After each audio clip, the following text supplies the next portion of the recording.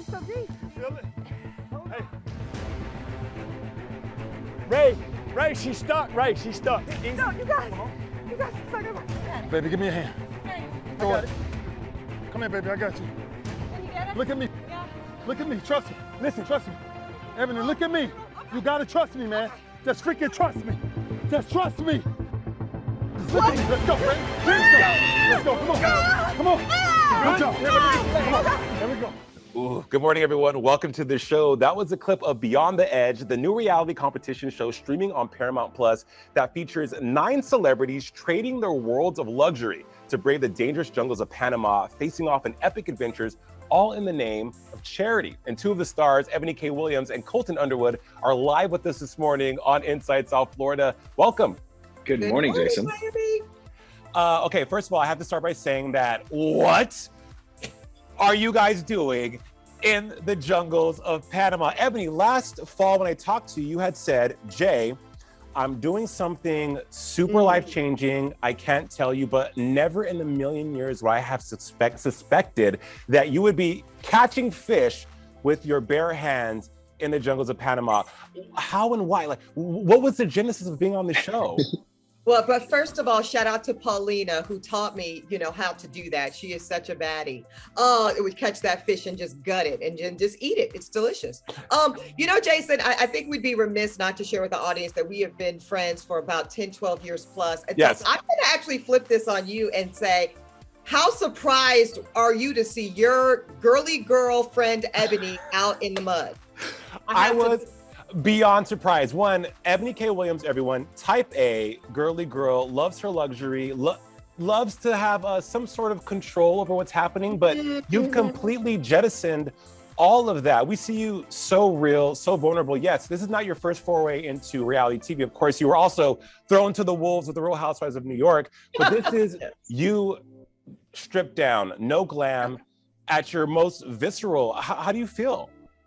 I'm proud of myself, actually. I have to say that. I'm proud of every single one of my castmates and teammates. And we really created a family of sorts out there. I don't think that's an overstatement. I think when it's you and this small group of people against Mother Nature and the elements, and we're all there with this philanthropic through line of raising thousands, hundreds of thousands of dollars collectively for our charities. I'll never forget it. It's one of the best things I've ever done in my life. And no, I wouldn't do it again. Here you go. Point taken. Colton, good morning. Congratulations on your recent engagement. Thank you so much. How is premarital bliss?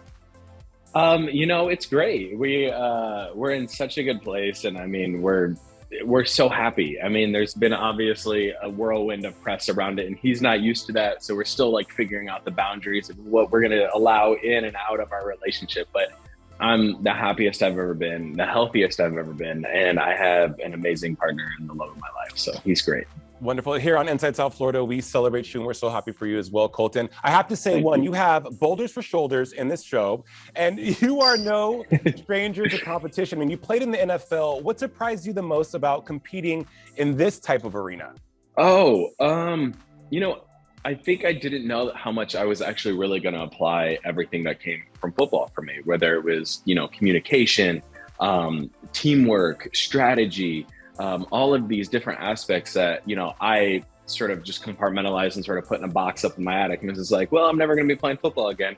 I got to experience that again and unpack it. And I got to do it with Ray Lewis and Mike Singletary, which are legends in themselves. So legends. It was definitely sort of a pinch me moment as a kid. I had a Ray Lewis jersey growing up. So, I mean, I obviously, idolized and looked up to him and Mike. Well, you mentioned the philanthropic through line that runs through this show. Colton, you are helping raise money for cystic fibrosis with your foundation, the Colton Underwood Legacy Foundation. Tell us about that. Yeah, so the Legacy Foundation is something I founded a little over 5 years ago. And I'm so proud of the work that we've done to help cystic fibrosis families specifically. But, the money from this show that I'm raising, I'm really excited to be helping giving back to mental health too. So we're opening up a new wing, and we're only able to do that because, we're raising money in a magnitude that this show is allowing us to. It's been really hard for somebody who owns a foundation and a nonprofit over the pandemic to raise money and have events, especially when you're talking about a respiratory illness like cystic fibrosis. So This opportunity, this show, being very frank, was a lifesaver for the foundation and much needed. It's beautiful to have a platform to do what you just said, to raise money and to shine a light on awareness. Yeah. Eboni, yourself, Safe Horizon, you're helping victims of domestic violence. Yes, Jason, domestic violence, child abuse, men who find themselves victims of violent crime, which we don't talk about enough in this country. This is New York City, so we have a thriving and an important, vital LGBTQ youth population that can find themselves homeless or without the shelter and needs that they need. Our Street Works program for Safe Horizon avails that.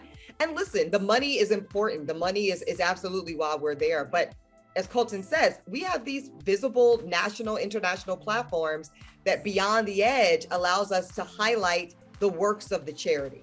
So the money is a big part of it, but it's the visibility, the being able to scream from the mountaintops, what Colton's doing for cystic fibrosis, what Safe Horizon's doing for domestic violence and child abuse, what Girls Inc. is doing for young girls across the country, which is who Jodie Sweetin's playing for. I mean, it's phenomenal. It is phenomenal. You both have come under and have been under tremendous scrutiny over the last couple of years, coupled with the pandemic. I'm sure life has sometimes been tough. What are the silver linings, Eboni? This dear friend of mine, Colton is now a part of my inner circle. He's someone that I rely on, someone I go to for advice and counsel.